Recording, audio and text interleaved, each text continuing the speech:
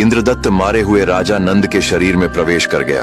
इधर इंद्रदत्त के शरीर को उसका मित्र व्याढ़ी एक मंदिर में छुपा दिया। जब राजा पुनः जीवित हुआ तो सभी बहुत खुश हुए। फिर राजा के शरीर में स्थित इंद्रदत्त ने अपने मित्र वरुचि को 1,00,000 स्वर्ण मुद्राएं देने के लिए मंत्री से कहा।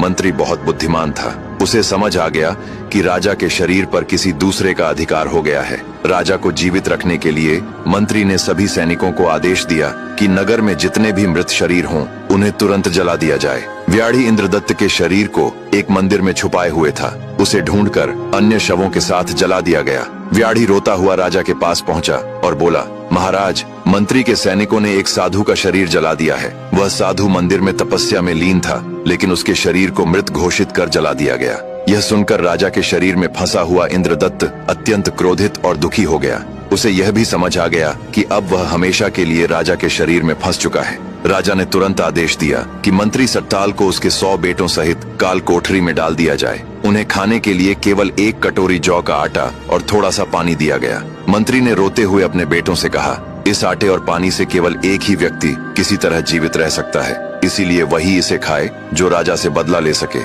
सभी बेटों ने कहा, पिताजी, आपसे बड़ा ज्ञानी यहाँ कोई नहीं है, आप ही जीवित रहें और आप ही राजा से बदला ले सकते हैं। मंत्री उदास होकर वही भोजन करता रहा। उसकी आंखों के सामने उसके पुत्र एक एक करके तड़प तड़प कर मरते गए। धीरे धीरे उसके 100 पुत्र मर गए और मंत्री केवल लाशों की दुर्गंध और कंकालों के बीच अकेला जीवित रह गया। अब राजा ने अपने मित्र वरुचि को मंत्री बना दिया और स्वयं धन की मद में मस्त होकर रानियों के प्रेम में डूब गया। एक दिन पश्चिम से एक नौजवान व्यापारी उसके राज्य में व्यापार के लिए आया। उसकी नजर जब राजा की सुंदर रानी पर पड़ी तो वह बस देखता ही रह गया और उसके प्रेम में डूब गया। जब राजा ने यह देखा तो वह क्रोध से पागल हो गया और उसने उस व्यापारी को फांसी की सजा सुना दी। लेकिन जब व्यापारी को नगर मार्ग से ले जाया जा रहा था, तभी रास्ते में एक मछुआरे के जाल से एक मछली सुंदर स्त्री में बदल गई। वह व्यापारी को देखकर जोर से हंसी और फिर गायब हो गई।